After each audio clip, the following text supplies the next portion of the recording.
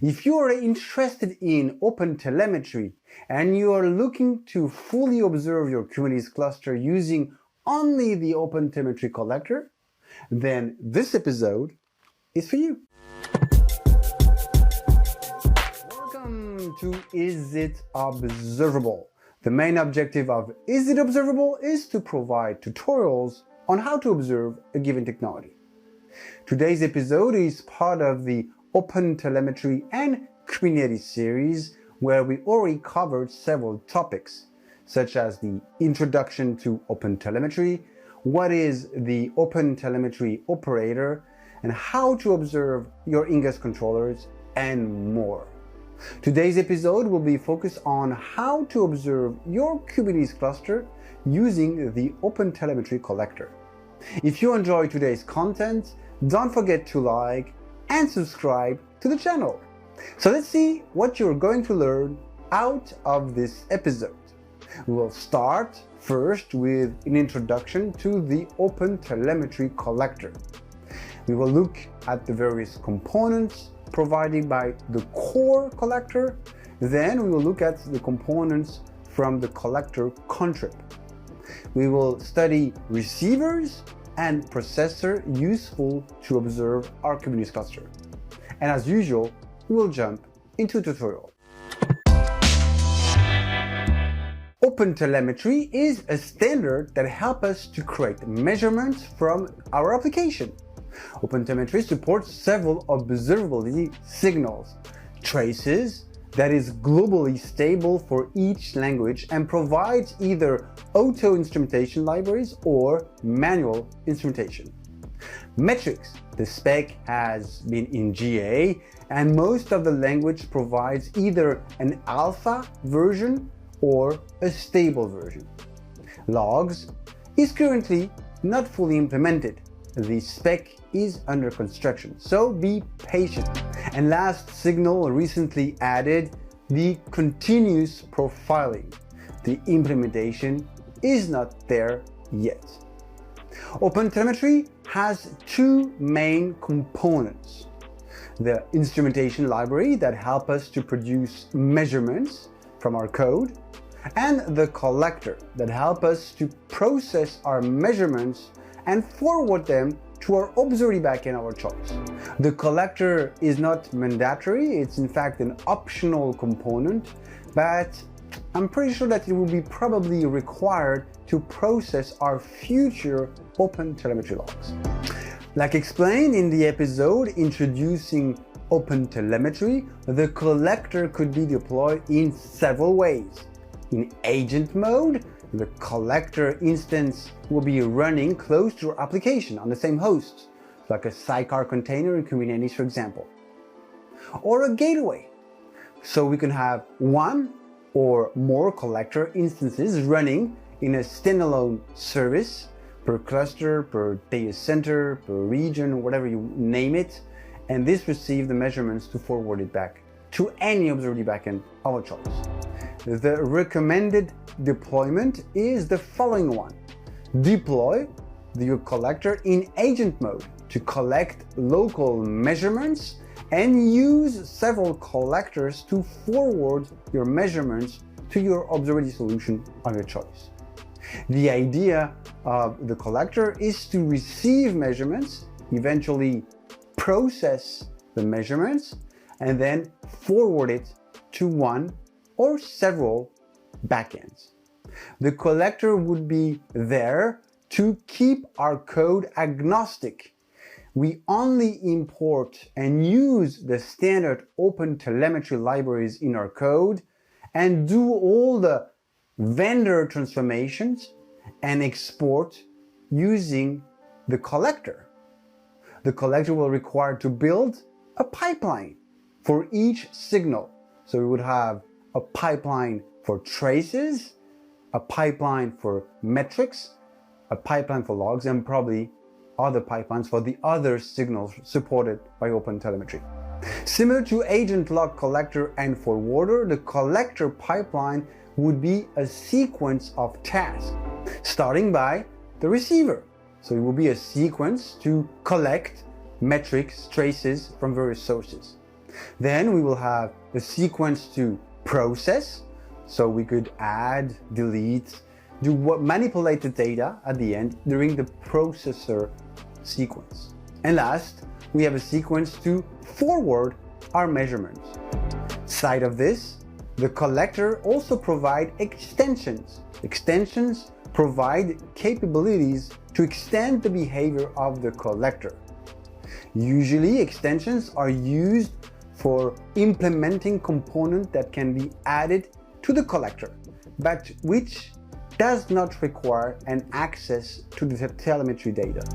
Each step or sequence of our pipeline is an operator, part of the collector core. So there is a collector core providing a couple of features, and then there is the Contrib repo that gets the core features plus all the contribution from the community. At the end, we will use one of the releases of the collector provided by the community, probably the Contrib one. Each plugin will support one or more signals. So make sure the plugin that you would like to use supports one of the signals, so traces, metrics, or logs. The way to design your pipelines is very simple. First, you need to declare the various receivers, processors, and exporters. So like this. In this example, we only define one receiver, so the OpenTelemetry traces, and two exporters, the OpenTelemetry HTTP and the logging. Then you need to define the actual flow, the sequence of your pipeline. So here's an example. So here, in this example, we only have one pipeline for traces where we receive the OpenTelemetry protocol, gRPC, and we export it into OpenTelemetry HTTP and also logging. The core components of the OpenTelemetry collector includes few plugins to help us build our pipeline. Of course, the Contrib repo provides more plugins, but let's start by looking at the core components. At the end, the Contrib collector includes the core features of the OpenTelemetry collector. Receivers. The core collector has only one receiver available. It's the standard OpenTelemetry protocol for traces, metrics, and logs. The core receivers supports the core standard OpenTelemetry protocol, so HTTP or gRPC. To define your OpenTelemetry receiver, you will need to define your receiver, like this. The collector will bind a local port on the collector and listen for incoming data. The default port for gRPC is 4317, and for HTTP it's 4318. The receiver has also another property called CORS, cross-origin resource sharing, where we can white label origin allowed to send requests to our collector. And we can also precise the allowed headers as well. So here's an example. Processor. The core collector also includes few processors. But what is a processor? Well, processors are used to modify the data before exporting it by adding attributes or to batch or delete data and way more. By default, no processors are enabled in our pipeline. Every processor supports all or few data sources, so traces, logs, and metrics.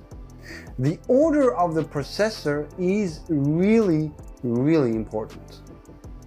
The community recommends to use the following order. So let's look at the order for traces. So we need to start, the first processor will be the memory limiter. Then we can do any sampling processing. Then we can do any processor that will add extra context by adding more attributes, like one of the Kubernetes attributes, for example. Then we're going to batch. Then we can do extra processing.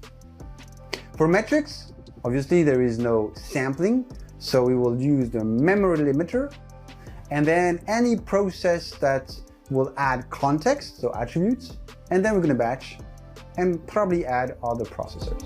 As you can probably understood, the core collector provides only few operations. We have the batch processor and the memory limiter processor. Let's start with the memory limiter processor. The memory limiter processor is crucial for all our pipelines and for all our data source, traces, metrics, and logs. It's recommended to be one of the first steps after receiving the data.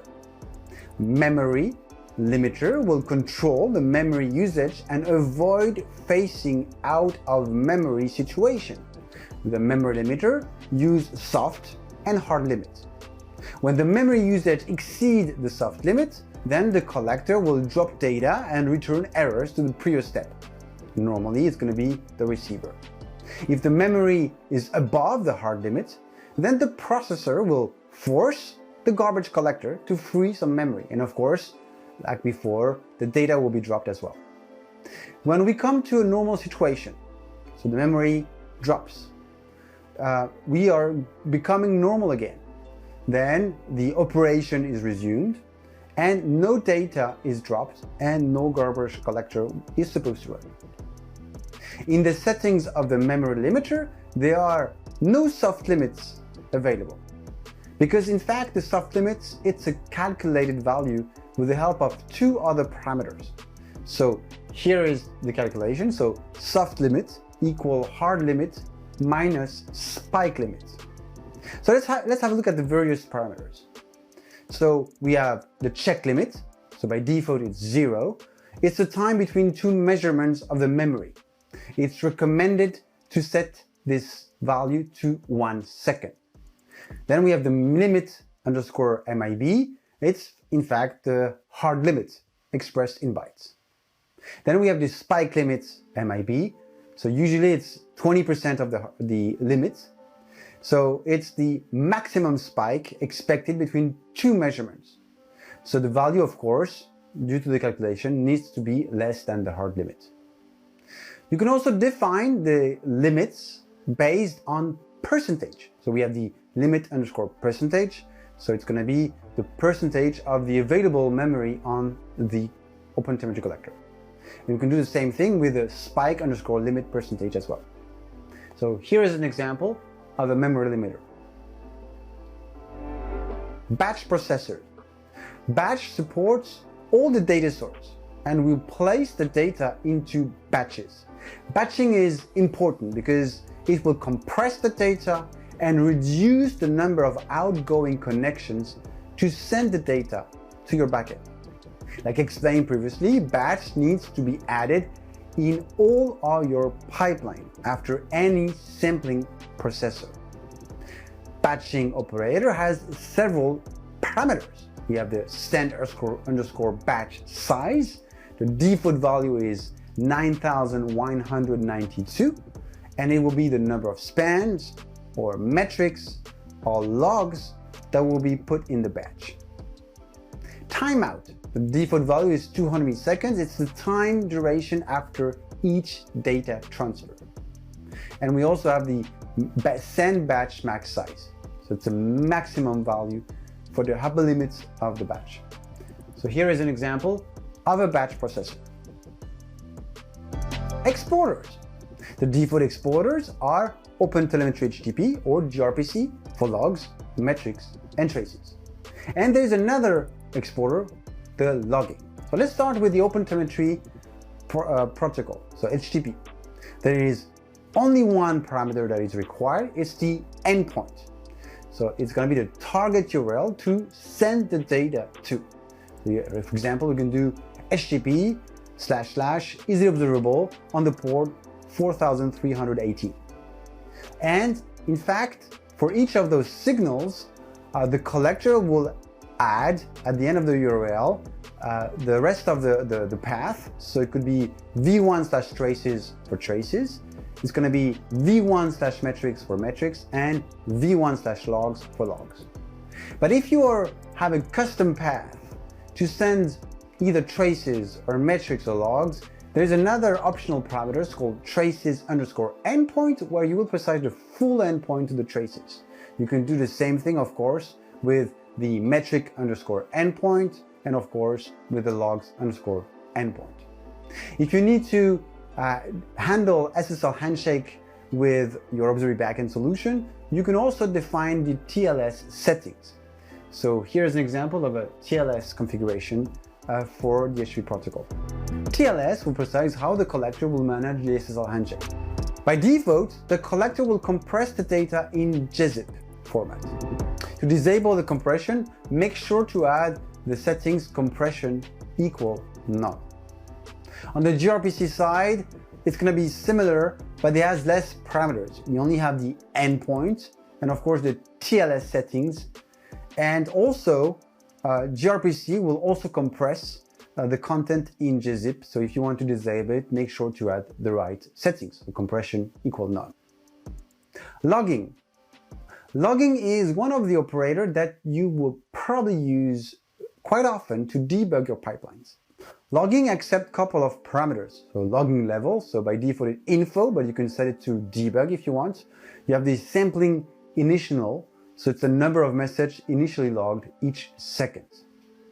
Let's have a look at the core extensions. The core collector provides few extensions. We have the memory ballast and zpage.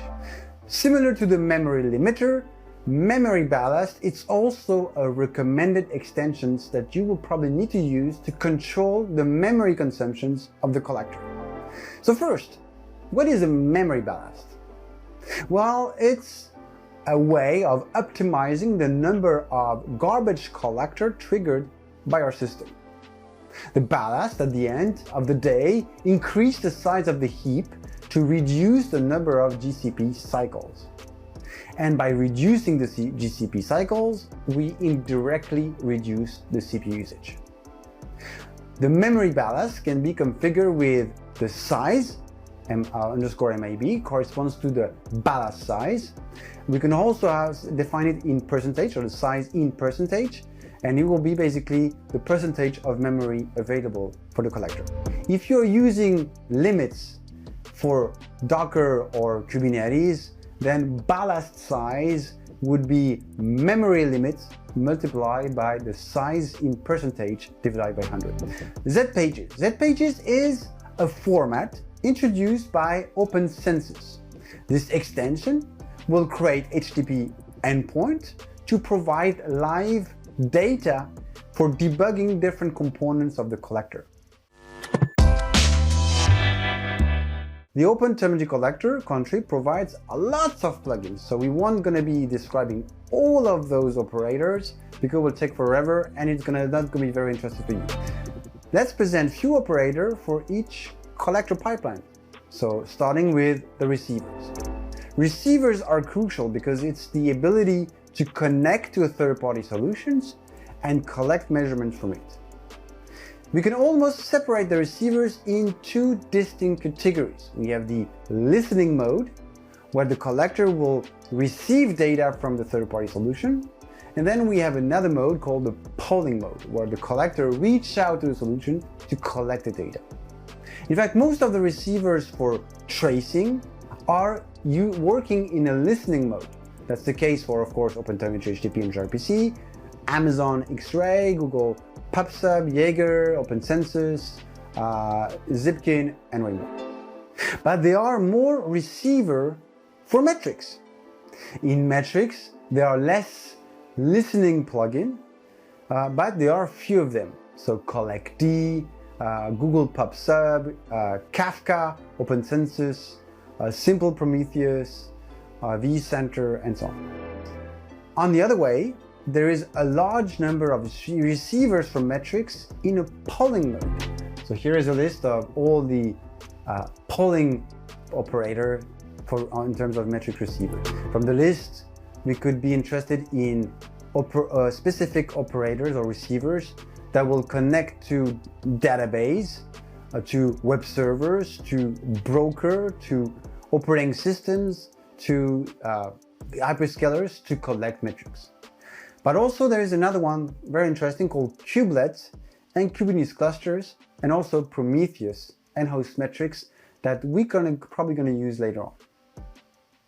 In terms of logs, there are a few operators available, mainly acting in listening mode. So here is a list, so we can see that we have the FreeND, or forward, the Google Pub Sub again, the Journal D, Kafka, Splunk, HEC, very interesting, TCP log, UDP log, and so on. And there are less plugins in a polling mode for logs. So we can have the file log, Kubernetes events, Windows events, MongoDB, and others. What is interesting is the file log, because file log will help us to collect logs from our nodes, servers, and of course, the other interesting plugin is the Kubernetes events, reading events, and pushing it in terms of logs. Exporters. The list of exporters available in the Contrib repo is huge. It helps us to forward our data to either a hyperscaler, so Alibaba Cloud, GCP, Amazon, Azure, and more in fact, or to an observability solution, so Dynatrace, Datadog, Honeycomb, Splunk, and way more. Keep in mind that the way the collector pipeline is currently designed, it allows us to export data to several backends on the same time. But let's have a look at the processors. The collector Contrib provides lots of various processors helping us to modify the structure of the data with the help of attributes. So attributes will add, update, delete attributes on our metrics or in our spans. We have the Kubernetes attributes that will add Kubernetes attributes to our data. We have resource detections, we have resource. So resource here is not related to the resource itself, it's on the data itself. You have attributes and you have resource attributes. So here resource means you can update, delete, add extra resource attributes. And we have also the transform data. All of those processors supports all the various signals. Then you have processors specific for tracing, helping us to adjust the sampling decision. So we have the probability sampler and the tail sampling, or also the group by traces to group your traces by specific tracing. We have specific processor for metrics to make operation like the cumulative or to delta or the delta operator. So we can basically manipulate the data to recalculate things. There is an interesting processor that exposes observability metrics related to our spans. So we have span metrics. It deserves to be tested because it could help us to count the spans per latency buckets to understand how many spans are in error, how many we are ingesting, and so on.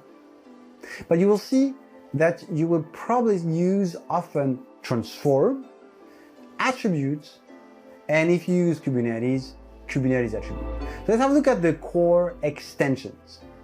The collector Contrib provides more extensions to the collector. We can in fact split them in various categories. We have extension handling authentication. So authentication to connect to a receiver, so a third-party solution, or to an exporter. So there are extensions handling the ZAP authentication, basic, beer token, OAuth2, and way more. We have extensions for operation tasks. So HTTP health checks. So this one will provide an HTTP endpoint that could be used with Kubernetes with our liveness or readiness probe. We have the pprof to generate profiling out of the collector. And we have storage to store the state of the data into a DB or into a file.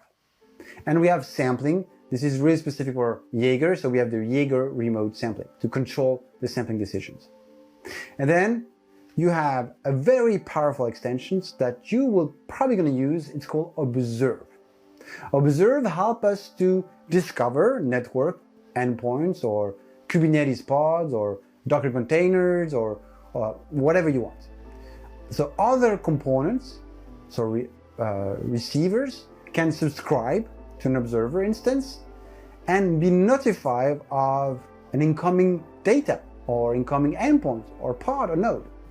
Observers are usually used with few receivers to adjust the way of connecting to the receiver based on incoming information. With all the operators that we just described, I have a question in my mind. Can we really observe our Kubernetes cluster using only the collector? Of course, we could do it with any Prometheus exporter, so the kubestat metrics, the node exporter, the C advisor, and way more, and simply use a Prometheus receiver that will scrap the metrics directly from those exporters. That could be a solution that should work, in fact, pretty well. But in my case, I don't want to use any Prometheus exporter. So we'll focus on the operator designed for Kubernetes, and there are few of them available. So we have receivers collecting metrics, which is the case for Kubernetes cluster, kubelet, and host metrics. And we have receiver collecting logs, which is the Kubernetes events. Then we need to use few processor.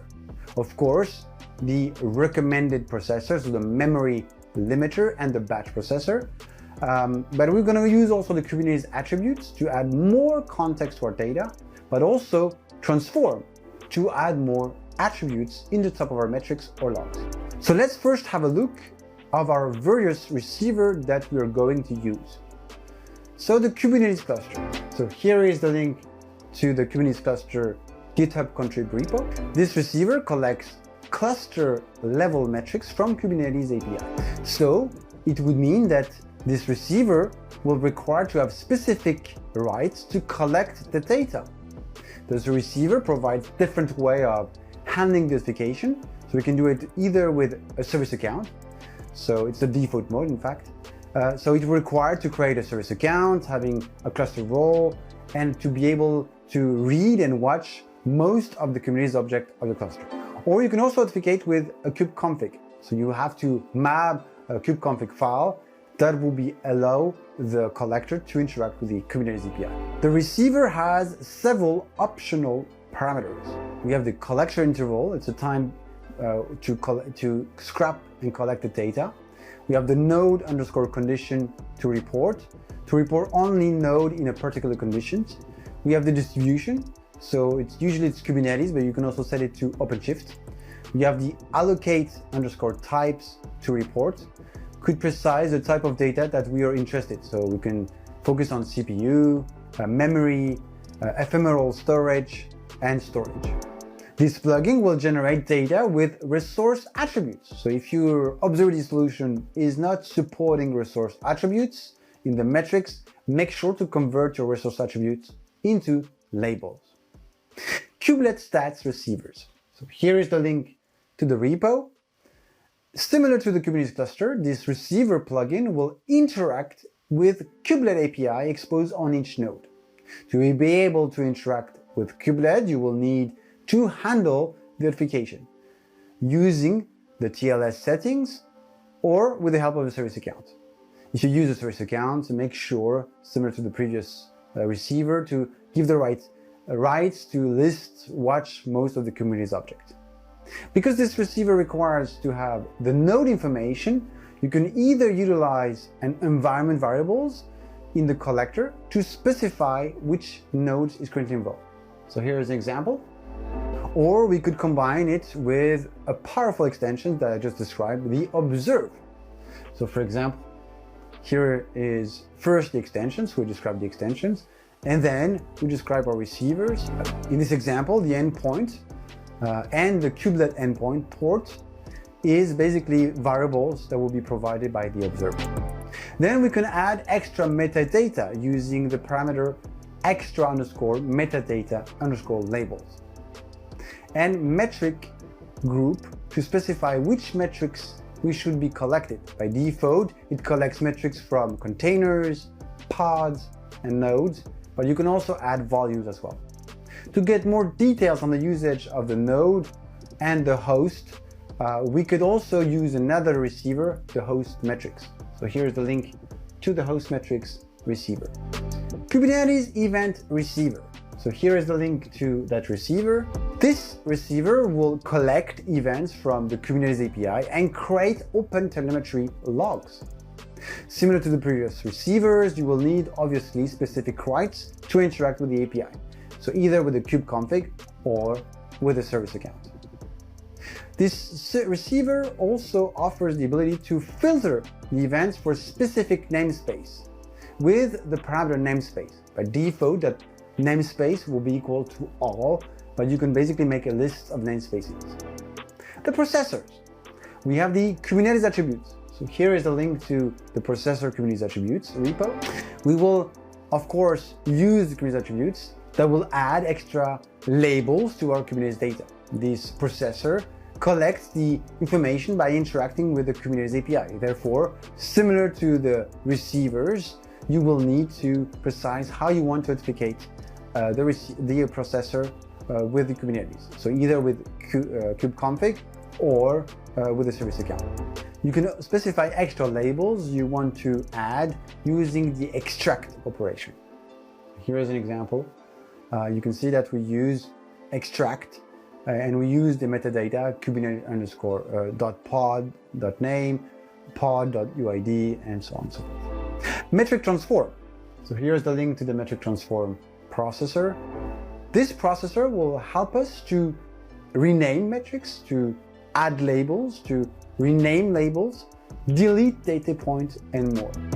In our case, we would use it to add extra labels.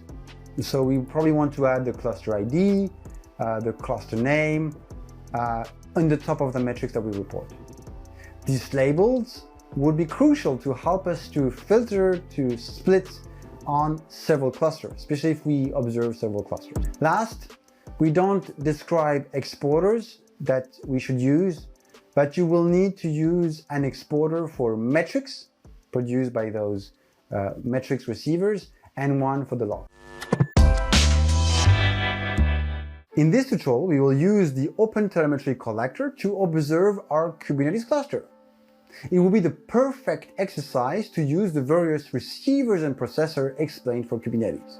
For this tutorial, we'll need several things. We need a Kubernetes cluster, of course, an Nginx ingress controller, exposing our demo app and Grafana, the OpenTelemetry operator, the Prometheus operator without any exporters, Loki that will be there to forward the logs produced, Grafana to build a quick dashboard.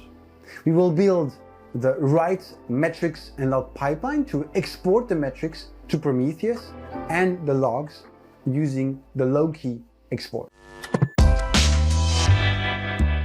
So like every tutorials delivered by Easy Observable, there is always a GitHub repository related to this episode. So here we're looking at the repo related to our episode, how to observe Kubernetes using the OpenTelemetry collector. So I'm not going to go through all the steps again, it doesn't make sense. So I'll let you deploy your cluster. In my case, I use JKE, but you can use whatever flavor of cluster you want. Make sure you clone the repo to get all the sources for this tutorial. Like mentioned, we're going to use the ingress controller because we need to expose Hipstershop and Grafana. I'm not going to open Hipstershop, but there's a load test behind the scene running to produce data and making metrics. So make sure to deploy the ingress controller to get the IP address and update the various ingress roles with the right IP address, because we're going to use nib.io to expose the services. And then we are going to play, of course, with the OpenTelemetry collector. In that case, to make it easy to deploy, I'm using the operator, the OpenTelemetry operator, which is a great project. So make sure to follow those instructions to deploy the operator. And once you have deployed everything, you could deploy the demo app that comes along with a small K6 test that will run continuously on your app against the application. Next, like mentioned, we're gonna use Prometheus to store our metrics and Loki for the logs produced by the collector. For this, make sure to use Helm. We're gonna use the Kube Prometheus stack that normally comes with various exporters, so the node exporter, the kubestat-metrics, CoreDNS, and so on. So here, this is the command line to disable most of the exporters. So at the end, you will have Prometheus without any exporter, so basically a blank Prometheus. We are going to enable the remote writer feature. So to configure, for those who are not familiar with the Prometheus operator, there is an object called Prometheus. You can edit and add this feature. So make sure to do this step as well. Next is Loki. The events produced by the plugins of the collector will be sent in a log format to Loki. So that's why we need Loki. So make sure to deploy Loki. And once you have deployed Loki, you will have to replace all those variables. So what do you get out of that before we go to the next step with the collector pipeline? Well, a few things. So let me show you. So first, everything, if you look at what you're going to get is in the default namespace, because everything will be mainly in the default namespace. You can see that we have Grafana, the operator running, the Prometheus server, and we also have the alert manager. No exporter available in this namespace, the default namespace in this case. In the Loki namespace, you will have to get at least the Loki server. So no log agent, no Promtail, no FluentBit, no FluentD, just the Loki server. So when you build a pipeline, you need to follow a specific template. So here is a template. I already added only the first receiver, but keep in mind that you need a receiver. So here, this is a blank pipeline, but we will incorporate it into our collector deployment. Don't worry. So you need a receiver sections, a processor sections, and exporter sections, extensions, if you plan to use extensions, but it's recommended. And then last is going to be how you want to basically the flow of your pipeline. So here I have only one metrics pipeline, and you will define the flow here in this array here with the cluster and the various sequence that you need to have. So receivers, then processors, and last logging. So I would always recommend to use as an exporter logging. So that will be a way for you to debug and see if everything works properly. But let's have a look at the few things related to this pipeline. So first you have, we're going to use the Kubernetes cluster. The Kubernetes cluster will get Kubernetes data we're utilizing the API like explained. And we want to focus on the node ready conditions to report. So we want to report ready, memory pressure, disk pressure, network unavailable. So basically it will count all the nodes that has those conditions. And also we want to allocate type so we want to see the node, the allocated memory and CPU, the storage, and so on. So we can keep on track on the efficiency of the cluster. So that's a good thing. So that's one thing. Of course, when you're going to produce those metrics, if you use logging, you will be able to see exactly the structure of the data, and then you will be able to adjust the processing if required. Next thing that we're going to do, we're going to add a few processors. Like explained, you need the recommended processor. So I would always recommend you to define a processor for the memory limiter. So we're going to check the memory used by the collector, and we're going to define a limit. So in percentage, so 70%, and a spike limit in percentage as well. The next processor recommended, if you remember well, it's the batch. We want to optimize the communication and send the data into a batch. Find a batch. It's going to be sent into a batch of thousands of metrics in the case of metrics, and thousands of log lines in case of logs. And we have a timer of 30 seconds. So in case we don't reach the thousands in 30 seconds, it will basically send that batch in any way. The second thing we remember, there is a really interesting plugin that I want to use in this particular example. It's metric transform. So metric transform, I want to make sure that when I'm sending metrics, I have extra labels to differentiate my cluster name. So if in case you have several clusters, you will be able to split once you have that metrics. So I'm going to bring the metric transform. So metric transform is the plugin. And what I'm looking for is for any metrics. So here it's the regex. You can do for specific metric name. You can be precise on which type of metrics you want to add extra labels or delete labels or do anything you want to do. In my case, I just want to update and add labels. So that's why I have the action. So once you have define on what are the target of the metrics you want to do things, then you can apply operations. In my case, I only want to add labels. So I want to add a new label called Kubernetes cluster ID and the Kubernetes name. So those are the two main labels that I want. So he's going to be, the Kubernetes name will be, is it observable in this particular cluster? And we have a cluster ID as well. So that will be useful because it will add automatically extra labels in top of my data. Second thing that I want in my case is to use, there is another interesting plugin called resource detections, and there are several ones for all various hyperscalers. And in my case, because I use in JKE, I'm going to use the resource detections for GCE.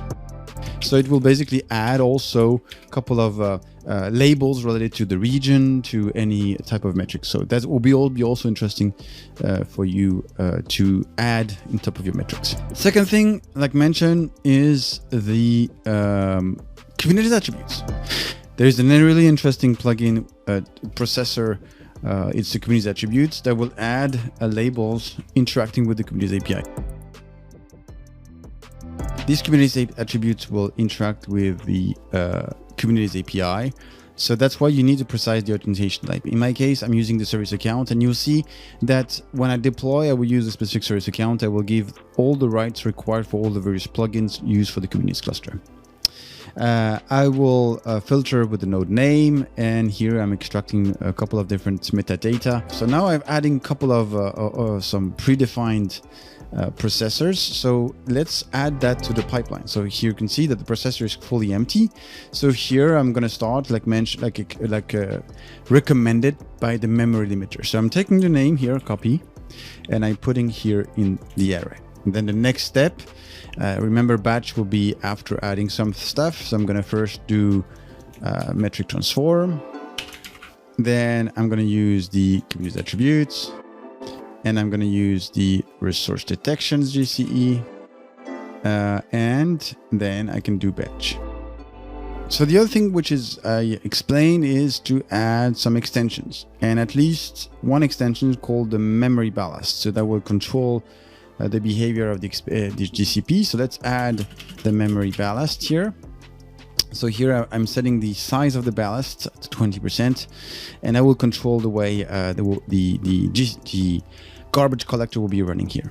Because I'm adding one extensions, I need to add in the top of the pipelines here extensions. So that's one thing. Now we have now the Kubernetes cluster metrics.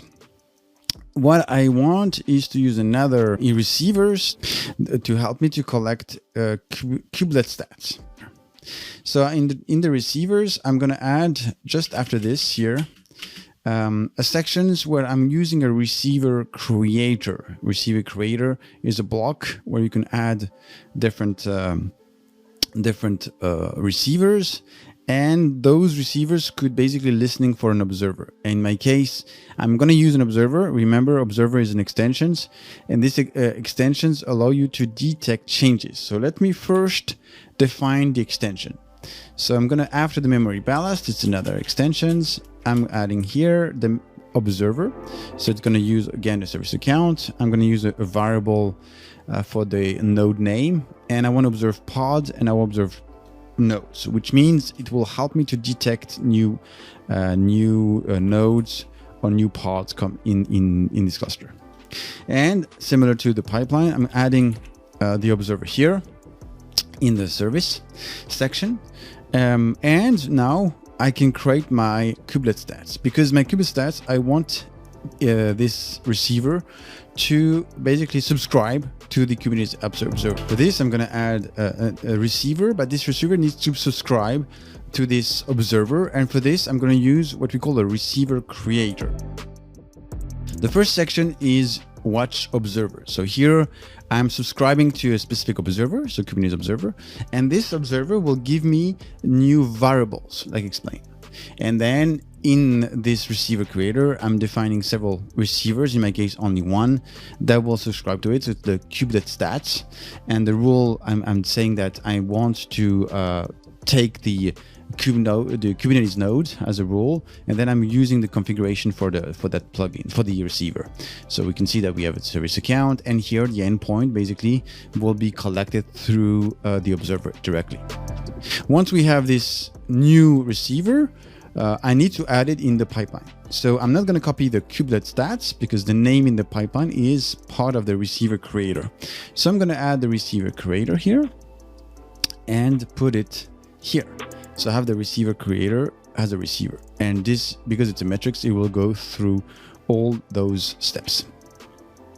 Now that we have this, I want to also report events. So I'm going to use this simple plugin called Kubernetes events. And of course, I'm going to put it before the receiver creator or after.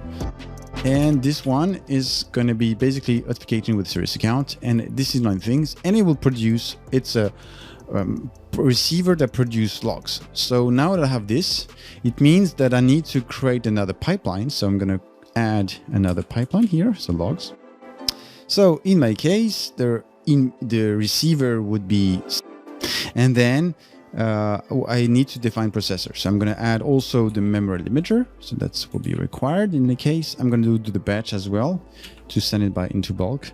I want to add Kubernetes attributes if it's possible, of course. And then last, I'm going to use the batch. And then I can also use logging to push the produced measurements into logs of the container of the collector. All right, so now now we have the pipeline defined. We need now to have exporters. So at the moment we're using mainly logging to send in debug mode, but we can obviously also add exporters. For the metrics, like mentioned, we're going to use Prometheus. Prometheus 2 exporters. One is the remote writer. So it's basically to send the data to a long storage Prometheus server. So it could be Prometheus with a long storage, or it could be Thanos, it could be Cortex. There's plenty of the various solutions. Or we can basically use the basic Prometheus, where we'll become an exporter. So here, in this case, there are a few settings, and there is the endpoint. So we precise where we want to, which port we listen to bind the port for the exporter. And the one important stuff here is this piece. This piece is very important because at the end we are going to have different labels, attributes. So if you pushing information in the resource attributes, some solution doesn't support it, so it makes sure to convert it. So here I am converting the resource to labels, so then those details will be exposed in Prometheus metrics. For logs, we are going to use Loki, like explained. So here I am going to use the Loki exporter. So low-key, so you obviously have the endpoint, you can add a authentication process and so on, but as a required parameter is labels. So what the purpose of labels? We have obviously resource labels, we have attributes labels, and those, as you can see, could have dots. And in low-key, dots are not supported, or it's not a format recommended. So that's why we are going to map a few of the labels that we make sense for us for our logs. So here I'm saying container name will be container underscore name, and so on for all the resource labels, and I do the same for the attributes. So make sure to first produce logs, and then from the logs you will see the structure of the data, and then you will be able to configure this piece. So I have built our pipeline here in this OpenTelemetry collector object of the operator. One thing that I want to do here is to deploy it in a daemon set for each node, so then I would everything, and that's why I'm adding this environment that will extract the node name, and this will be used for our pipeline. The second thing is, because I'm using the Prometheus exporter, which creates on the top of the OpenTelemetry collector an exporter, so I'm exposing a port, and the operator will expose the service with these settings with the right port for our exporter. So let's apply this one. So we can see that we have 5 instances of our collector running on each of those nodes in my cluster. So let's have a look at the logs produced on one of those instances to see what we have. So there's a lot of things coming in because obviously I'm collecting logs and metrics. So first we can see here, it's going very fast, so let's pause.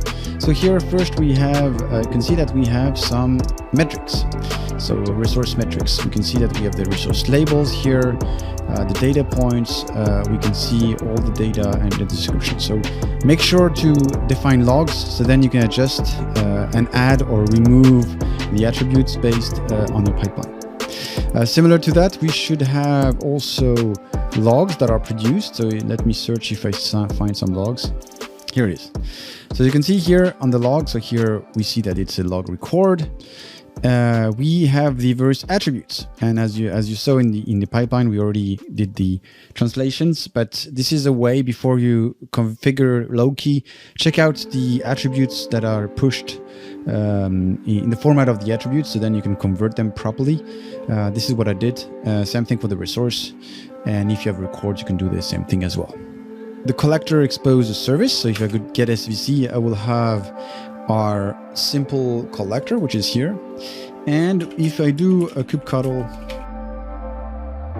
on the port 1990, I should have Prometheus metrics exposed, which means I will simply need to create a service monitor, which I will do in a few seconds, to be able to collect it. So let's open a new tab, and we're gonna reach localhost on the port metrics, and here it is. So we can see that we have metrics exposed. So now I just need to create a service monitor to be able to let Prometheus grab the data. So I already have configured it. So here it's on the repo. So let's apply this one on the default namespace.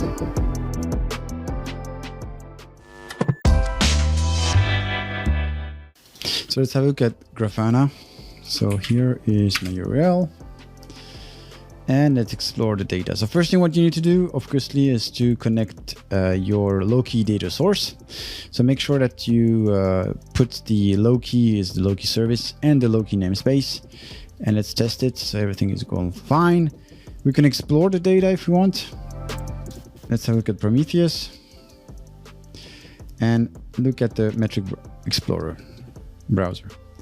So we can see that there are a few metrics related to Kubernetes, Kubernetes node, Kubernetes pod, replica set, stateful set. There is plenty of them. There is also a few of them related to containers. So you can basically build any dashboards. So which means I can create a new dashboard. So let's try a new panel. Let's say I want to do Kubernetes node, and I want to compare to see the efficiency of my node. I could compare the node allocated memory versus the memory used. That could be interesting. So let's say memory used divided by the Kubernetes. So the sum, because we want to look at all the various nodes. So let's run that query for the last 5 minutes. And I can see that we have, so multiply by 100 to get a ratio. So we have a 30% efficiency on the memory locations in that cluster. So that's a big sign, to be honest. I could optimize a bit more my cluster. But I could do the same thing with the CPU. So you can see with at least a few data coming in from the collector, you can build some dashboards.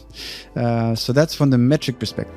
So now let's have a look at Loki. So if I do this, I can browse and make a query, a .ql query.